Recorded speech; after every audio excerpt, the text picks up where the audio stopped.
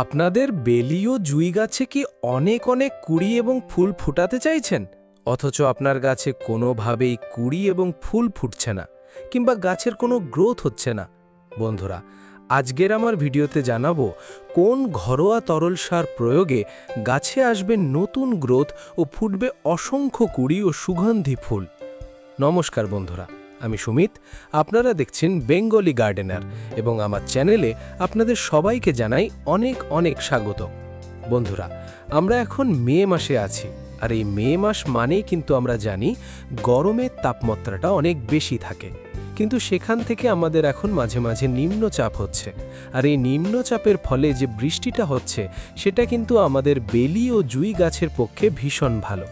বন্ধুরা, ছোট ছোট যে বিষয়গুলো আমাদের লক্ষ্য রাখতে হবে, গাছকে কিন্তু আমরা এখন কোন ধরনের খাবার দেব, যে খাবারগুলো পেয়ে আমাদের গাছের পাতা থাকবে সবুজ হয়ে এবং গাছে আসবে হাজারেরও বেশি কুঁড়ি। বন্ধুরা, যেসব গাছে একেবারেই কুঁড়ি আসছে না, আপনার গাছ দীর্ঘদিন ধরে হয়তো একইভাবে আছে, সেই গাছেও কিন্তু কুঁড়ি চলে আসবে। আজকে আমি যে খাবারটি প্রয়োগ করব, সেই খাবারটা যদি আপনারা মাসে 2 বার ব্যবহার করেন, তাহলেই কিন্তু আপনার গাছে আসবে প্রত্যেকটি শাখায় শাখায় কুঁড়ি, এবং যেসব ছোট ছোট গাছের একেবারে বৃদ্ধি হচ্ছে না, গাছগুলো থমকে পড়ে আছে, সেই গাছেরও কিন্তু দ্রুত বৃদ্ধি হবে। বন্ধুরা, ঘরোয়া খাবার যদি আমরা গাছে বারবার দিই, সেটা কিন্তু আমাদের গাছের জন্য ভীষণ ভালো। বারবার রাসায়নিক খাবার যদি গাছে দেন, তবে মাটিটা কিন্তু আমাদের অনেক সময় অ্যালকালাইন হয়ে যায়, সেই কারণে আমাদের গাছে একেবারে কুঁড়ি আসে না। প্রথমেই যে কাজটি করবেন সেটা হচ্ছে, যেসব টবের মাটিতে আগাছা জন্মাবে এই বর্ষায় বৃষ্টির জলে, সেটা কিন্তু তুলে ফেলে দিতে হবে। এই সময় বৃষ্টির জলে প্রচুর পরিমাণে নাইট্রোজেনের কারণে টবের মাটিতে প্রচুর আগাছার জন্ম হয়, তাই অবশ্যই এই আগাছাগুলোকে তুলে ফেলতে হবে শিকড় সমেত। তা না হলে আমরা যে খাবারগুলো দেব, সেই খাবারগুলো কিন্তু এই সব আগাছাগুলো শোষণ করবে। দ্বিতীয় হচ্ছে, যেসব বেলি ও জুই গাছগুলো লক্ষ্য করে দেখবেন উপরের ডালগুলো একটু সরু হয়ে গেছে, হয়তো অনেক ফুল দিয়েছে, সেই ফুল দেওয়ার পর উপরের ডালগুলো সরু হয়ে গেছে এবং সাইজে অনেকটা ছোট হয়ে গেছে, সেই ডালগুলোকে কিন্তু আপনাদের 2-3 ইঞ্চি কেটে ফেলে দিতে হবে।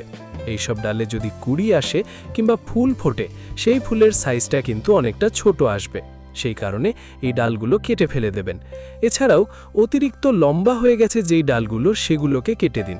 এতে সাইড থেকে ছোট ছোট শাখা প্রশাখা বার হবে, যখন ফুলটা ফুটবে সেই ফুলের সাইজটা অনেকটা বড় আসবে এবং গাছও অনেক ঝাঁকড়া হয়ে উঠবে।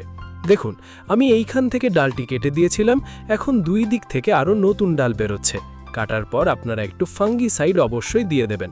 মাঝে মাঝে এখন বৃষ্টি হচ্ছে, আর এই বৃষ্টির জল যদি কাটা অংশে পড়ে, তাহলে কিন্তু ডালগুলো পচন ধরে যাবে, অথবা ডাল অনেক সময় শুকিয়ে যায়।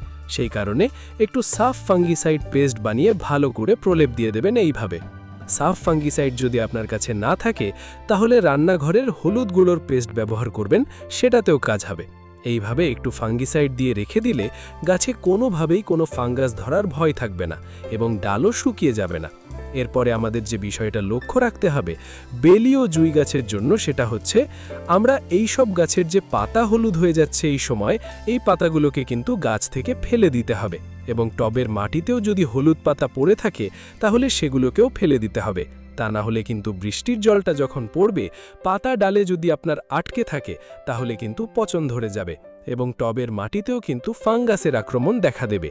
সেই কারণে হলুদ পাতাগুলোকে অবশ্যই গাছ থেকে ফেলে দেবেন, এবং বিশেষ করে বাসি ফুলগুলোকেও আপনারা তুলে ফেলে দেবেন, কারণ এই ফুল পচে কিন্তু গাছে ফাঙ্গাসের আক্রমণ হয়, এবং ফেলে দেওয়ার ফলে কিন্তু গাছে কোনো ফাঙ্গাস ধরার ভয় থাকবে না। গাছের এই পুরনো ফুল তুলে ফেললে গাছে দ্রুত গতিতে নতুন কুঁড়ি আসতে শুরু করবে এবং নতুন ডালও বেরোতে শুরু করবে। আর বেলি ও জুই ফুল গাছে কিন্তু নতুন ডালেই গুচ্ছ গুচ্ছভাবে কুঁড়ি আসে। তারপর যে বিষয়টা আমরা লক্ষ্য করব, সেটা হচ্ছে মাটিটাকে আমরা হালকা খুঁড়াই করব। এই সময় হালকা খুঁড়াইটা করব এই কারণে, যাতে মাটিটা আমাদের উর্বর থাকে, এবং তার সাথে যে মাটি ভিজে থাকছে টবের মাটি, সেটা কিন্তু দ্রুত শুকিয়ে যাবে। অনেক সময় হঠাৎ বৃষ্টি এবং হঠাৎ কড়া রোদের কারণে আমাদের টবের মাটি প্রচণ্ড শক্ত হয়ে যায় এবং গাছ কোনো প্রকার খাবার ও জল শোষণ করতে পারে না। তাই অবশ্যই আমাদের মাসে 2 বার মাটিটিকে খুশে দিতে হবে। এবং আমাদের পাতাগুলো সবুজ থাকার জন্য যে খাবারটা দিতে হবে সেটা হচ্ছে নাইট্রোজেন সমৃদ্ধ খাবার। এবং ছোট ছোট গাছে যে অসংখ্য কুড়ি আসবে তার জন্য কিন্তু আমাদের পটাশিয়াম সমৃদ্ধ খাবার দিতে হবে। আর যেসব গাছ একদম বৃদ্ধি হচ্ছে না, থমকে আছে, সেই সব গাছের জন্য কিন্তু ভরপুর নাইট্রোজেন সমৃদ্ধ খাবার এবং ফসফরাস সমৃদ্ধ খাবার দিতে হবে। তবেই কিন্তু আমাদের গাছের শিকড়টা যত মজুদ থাকবে এবং বৃদ্ধি হবে, আমাদের গাছটা কিন্তু ওপরের দিকে তত বাড়বে। এরপর আসি গাছে বড় বড় ফুলের সাইজে। সেই বড় বড় ফুলের সাইজের জন্য কিন্তু গাছকে ভরপুর পটাশিয়াম সমৃদ্ধ খাবার দিতে হবে। চলুন দেখে নেওয়া যাক কি এমন খাবার প্রয়োগ করলে সমস্ত পুষ্টিমৌল গাছ খুব ভালোভাবে পাবে। আজকে আমি যে খাবারটি রেখেছি তা আমাদের রান্নাঘরেই মজুদ থাকে, সেটা হচ্ছে ডাল। এটি ছোলার ডাল। এই ছোলার ডালের মধ্যে যেমন আছে ভরপুর প্রোটিন, তেমন ফাইবার, তার সাথে আছে ভিটামিন এ, সি এবং আমরা যেটা প্রচুর পেয়ে থাকি সেটা হচ্ছে ক্যালসিয়াম এবং অ্যামাইনো অ্যাসিড। এত কিছু কিন্তু এই ডালের মধ্যে আমরা পেয়ে যাচ্ছি। আমাদের শরীরের জন্য যেমন উপকারী, গাছের জন্য কিন্তু ভীষণ ভালো একটি খাবার। আমি এখানে 100 গ্রাম ডালকে ভালো করে মিক্সিতে ভালো করে গুঁড়ো করে নিয়েছি। এবার বলবো পরিমাপের কথা। আমি এই খাবারটা বানানোর জন্য 200 থেকে 250 ml জলে 1 চামচ ডালের গুঁড়ো ভিজিয়ে রেখে দেব 1 রাতের জন্য। আপনার কাছে যদি টাইম না থাকে তাহলে 2 থেকে 3 ঘন্টা ভিজিয়ে রাখবেন, সেটাতেও কাজ হবে। আমি এখানে 3টি গাছের জন্য 1 চামচ ভিজিয়ে রেখেছি বড় চামচে। আপনি যদি বেশি গাছের জন্য দেন তাহলে কিন্তু আপনি 2 থেকে 3 চামচ ভিজিয়ে রাখবেন। আমি এখানে 1 চামচ ভিজিয়ে রেখেছি 1 রাতের জন্য। তারপর এটাকে আমি প্লেন জলে মেশাবো। 1 গ্লাসের সাথে আমি ডবল জল মেশাবো, অর্থাৎ 250 ml আমি যদি এই ডাল ভেজানো জলটা নিই তার সাথে আমি আরও 500 ml জল মিশিয়ে দেব। মনে রাখবেন, যতটা পাতলা করে দেবেন ততটা কিন্তু গাছ ভালো মতন এই তরলটি নিতে পারবে। আমি প্রত্যেকটি গাছে কিন্তু ঠিক মেপে দেব। ছোট ছোট গাছ হলে অনুষ্ঠান বাড়িতে ব্যবহৃত প্লাস্টিকের গ্লাসে 1 গ্লাস করে মেপে দেবেন 250 ml, আর বড় গাছ হলে 500 ml দেবেন। এই খাবারটা দেওয়ার 7 দিন পর থেকেই দেখবেন যেসব গাছে আপনার কুড়ি আসছে না সেই গাছ দেখবেন ভরপুর কুড়িতে ভরে উঠবে এবং প্রত্যেকটি শাখায় শাখায় কুড়ি আসবে।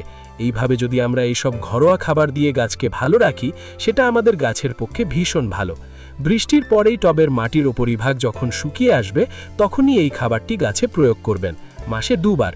যদি আপনাদের গাছে একদমই কুড়ি না আসে তাহলে 10 দিন অন্তর অন্তর ব্যবহার করতে পারেন এবং অবশ্যই আপনাকে পাতলা করে তখন ব্যবহার করতে হবে। আপনারা এই ছোট ছোট টিপসগুলো মেনে চলুন, দেখবেন আপনাদের বেলি ও জুঁই গাছও হাসবে আর আপনারাও হাসবেন। ভিডিওটা যদি আপনাদের এতটুকু উপকারে আসে তবে ঝটপট একটা লাইক দিয়ে দিন আর কমেন্টে জানান আপনাদের বেলি ও জুঁই গাছে এখন ফুল আসছে কিনা। বাগানপ্রেমী বন্ধুদের সাথে ভিডিওটা শেয়ার করুন আর চ্যানেলটা সাবস্ক্রাইব করে পাশের বেল আইকনটি প্রেস করুন, যাতে সবার আগে আপনার কাছে আমার ভিডিওগুলি পৌঁছে যায়।